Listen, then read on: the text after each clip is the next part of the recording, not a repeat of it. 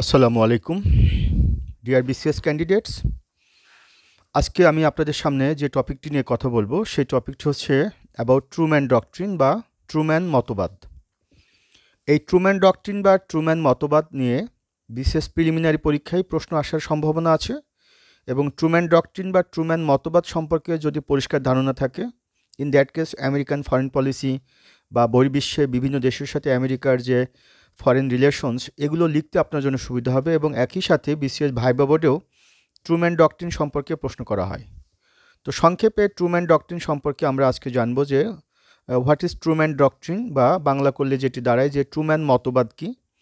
এরপরে হুয়াস Truman, Truman কে ছিলেন, তারপরে এই ট্রুম্যান ডক্ট্রিন কবে ইন্ট্রোডিউস করা হয়েছে ট্রুম্যান কর্তৃক, আর এই ট্রুম্যান ডক্ট্রিনের উদ্দেশ্য কী ছিল।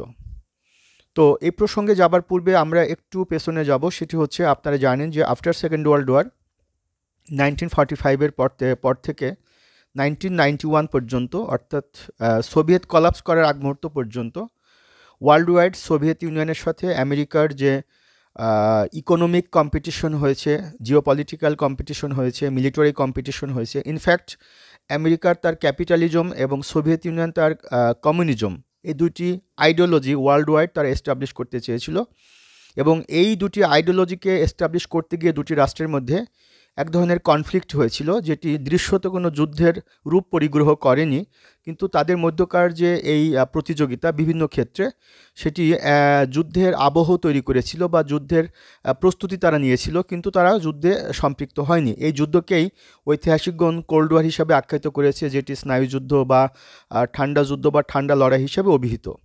তো আমরা জানি যে 1945-এ সেকেন্ড ওয়ার্ল্ড ওয়ার শেষ হয়ে গেল।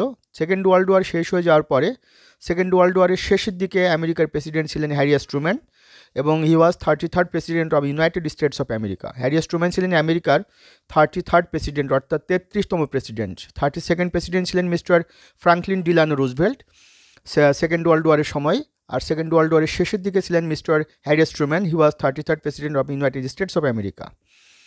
তো দ্বিতীয় বিশ্বযুদ্ধ কালে সোভিয়েত ইউনিয়ন এবং আমেরিকা দুটো রাষ্ট্রই কিন্তু এক্সিস্ট পাওয়ারের এগেনিস্টে তারা অংশগ্রহণ করেছিল অ্যালাইড পাওয়ারে। ইনফ্যাক্ট দ্বিতীয় বিশ্বযুদ্ধের সময় সোভিয়েত ইউনিয়ন এবং আমেরিকা দুটি রাষ্ট্রই কিন্তু অক্ষ শক্তির বিরুদ্ধে, অর্থাৎ জার্মানি, জাপান এবং ইটালি, এই তিনটি রাষ্ট্রের বিরুদ্ধে তারা মিত্র শক্তিতে যোগদান করেছিল এবং অক্ষ শক্তির বিরুদ্ধে তারা এক হয়ে যুদ্ধ করেছিল।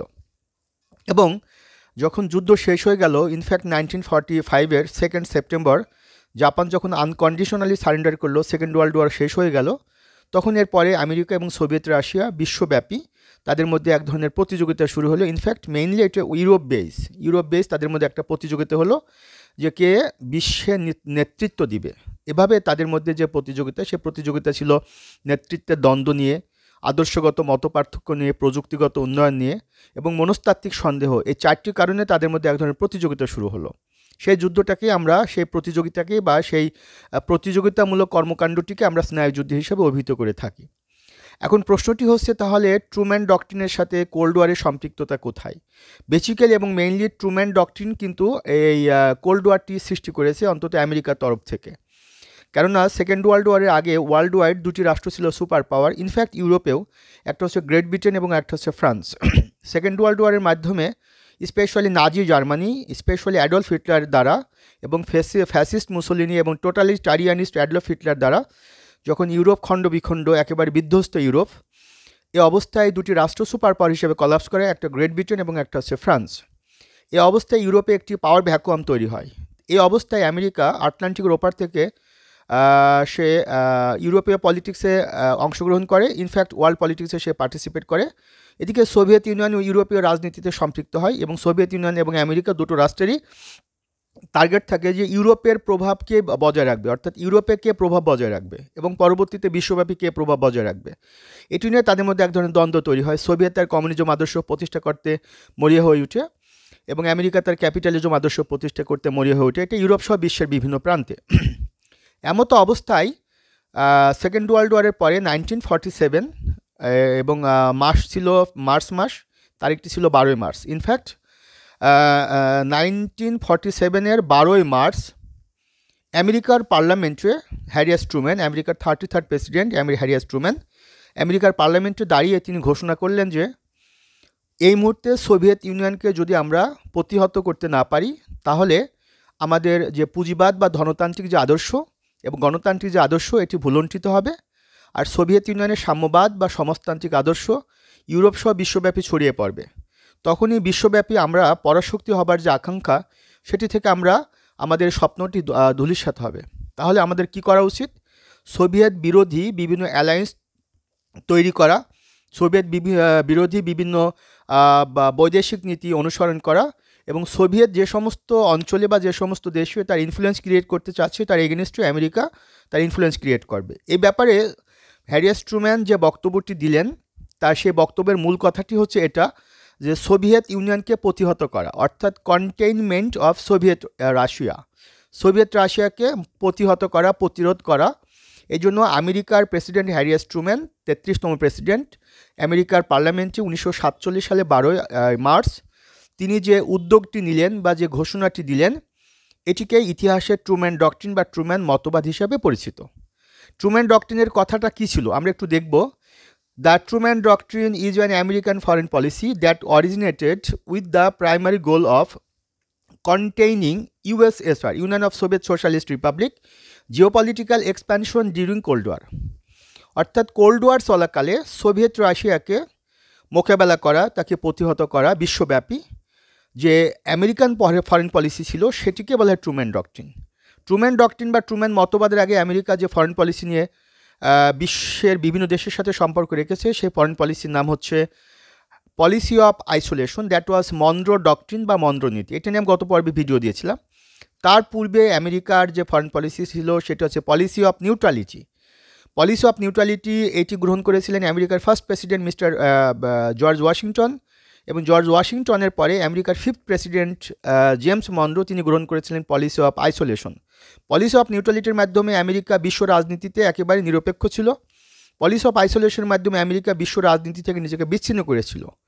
এবং সেকেন্ড ওয়ার্ল্ড ওয়ারের পরে আমেরিকা পলিসি অফ আইসোলেশন থেকে বের হয়ে আসে।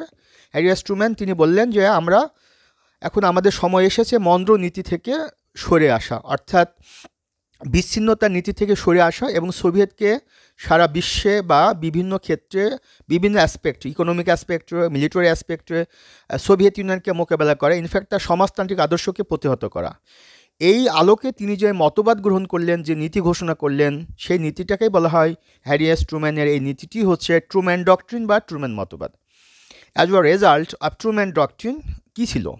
ট্রুম্যান ডক্ট্রিনের ফলাফল হিসেবে 1947-এর 5th জুন আমেরিকার তৎকালীন home secretary mister George Marshall Harvard ইউনিভার্সিটিতে একটা বক্তব্য দিলেন, যে বক্তব্যের মাধ্যমে তিনি বললেন যে ইউরোপীয় রাজনীতিতে আমেরিকা সম্পৃক্ত হবে এবং আমেরিকা ইউরোপীয় দেশগুলোকে প্রচুর পরিমাণে আর্থিক সাহায্য করবে যদি আমেরিকার আমেরিকার যে ক্যাপিটালিজম এবং ডেমোক্রেসি এটি যদি ইউরোপীয় দেশগুলো প্রমোট করে এবং তারা বিলং করে। এবং এই ঘোষণাটি ছিল মূলত মার্শাল পরিকল্পনার একটা অংশ, যেটি that was implemented after 1 year in 1948। এবং 1948-এ মার্শাল পরিকল্পনা ইমপ্লিমেন্টেড হয় এবং সেই সময় ইউরোপের দেশগুলোকে $12 বিলিয়ন একটি সাহায্যের রূপরেখা আমেরিকার তরফ থেকে ঘোষণা করা হয় এবং এর মধ্য দিয়ে ইউরোপের রাজনীতিতে আমেরিকা সম্পৃক্ত হয় এবং আমেরিকা ইউরোপের দেশগুলোকে প্রচুর পরিমাণে আর্থিক সাহায্য করে। That was the part of dollar diplomacy, যেটা ডলার ডিপ্লোমেসির অংশ হিসাবে। এবং পরবর্তীতে আমরা জানি 1949-এর 4th এপ্রিল আমেরিকার নেতৃত্বে সোভিয়েত বিরোধী একটি মিলিটারি অ্যালায়েন্স তৈরি হয়, দ্যাট ওয়াজ ন্যাটো। 1949 সালের 4 এপ্রিল আমেরিকার নেতৃত্বে ন্যাটো নামক একটি মিলিটারি অ্যালায়েন্স তৈরি হয়। এটা হচ্ছে ট্রুম্যান ডক্ট্রিনের অংশ। এছাড়াও ওয়ার্ল্ড ওয়াইড বা জিওপলিটিক্যালি বিভিন্ন ওয়ার হয়েছে। সেই ওয়ারেও কিন্তু আমেরিকা এবং সোভিয়েত রাশিয়া একে অপরের বিরুদ্ধে তারা অবস্থান গ্রহণ করেছে। তার মধ্যে আমরা বলতে পারি Korean war, Vietnam war, in fact 1971-এর আমাদের লিবারেশন ওয়ার। তো এভাবে 1947-এর 12 মার্চ আমেরিকার president 33rd president Harry S Truman কর্তৃক যে মতবাদ বা নীতি, সেই ট্রুম্যান মতবাদ বা ট্রুম্যান ডক্ট্রিন, এটির মাধ্যমে সোভিয়েতকে মোকাবেলা করবার জন্য আমেরিকা ওয়ার্ল্ড ওয়াইড ইউরোপ সহ বিশ্বের বিভিন্ন প্রান্তে সোভিয়েত বিরোধী বিভিন্ন অ্যালায়েন্স তৈরি করেছিল, বিভিন্ন ইকোনমিক অ্যাসিস্ট্যান্স প্রোভাইড করেছিল। সবগুলো কিন্তু ট্রুম্যান মতবাদের একটি বহিঃপ্রকাশ ছিল। তাহলে ডিয়ার বিসিএস ক্যান্ডিডেটস, আমি আশা করি আপনারা বুঝতে পারছেন আজকের এই আলোচনাটি। এখন যদি আমি আপনাদেরকে সংক্ষেপে বুঝাই যে নাম্বার 1 কথা, সেটি হচ্ছে ট্রুম্যান ডক্ট্রিন কি। ট্রুম্যান ডক্ট্রিন বেসিক্যালি একটি হচ্ছে American foreign policy. American foreign policy হচ্ছে ট্রুম্যান ডক্ট্রিন, যেটির উদ্দেশ্য ছিল সোভিয়েত ইউনিয়ন অর্থাৎ সোভিয়েত ইউনিয়নকে মোকাবেলা করা বিভিন্নভাবে। এরপরে আমেরিকার বৈদেশিক নীতির ক্ষেত্রে প্রথমে আমেরিকা গ্রহণ করেছিল পলিসি অফ নিউট্রালিটি, তারপরে পলিসি অফ আইসোলেশন, এরপরে হ্যারি ট্রুম্যানের ট্রুম্যান ডক্ট্রিন। এরপরে ট্রুম্যান ডক্ট্রিন যিনি ঘোষণা করেছিলেন বা মতবাদটি যিনি গ্রহণ করেছিলেন তিনি হচ্ছেন ইউএস 33rd প্রেসিডেন্ট, আমেরিকার 33তম প্রেসিডেন্ট মিস্টার হ্যারি ট্রুম্যান। এটি হচ্ছে মার্চ 12 ইন 1947, 1947 সালে 12ই মার্চ তিনি এই মতবাদটি গ্রহণ করেন এবং এটির অংশ হিসাবে আমেরিকা মার্শাল প্ল্যান এবং ন্যাটো সহ অন্যান্য বিভিন্ন অ্যালায়েন্স ফর্ম করে সোভিয়েত ইউনিয়নের এগেনস্টে। তো ডিয়ার বিসিএস ক্যান্ডিডেটস, আশা করি আজকের এই ভিডিওটি আপনাদেরকে বেশ উপকার করবে। For your kind information please be informed. Professionally আমি বিসিএস প্রিলিমিনারি পড়াই, ইন্টারন্যাশনাল অ্যাফেয়ার্স, রিটেন পড়াই ইন্টারন্যাশনাল অ্যাফেয়ার্স এবং ভাইবা পড়াই। তো 44th BCS preliminary, 43rd BCS written এবং 41st বিসিএস বা ভাইবা এই কোর্সে আমার ভর্তি চলছে।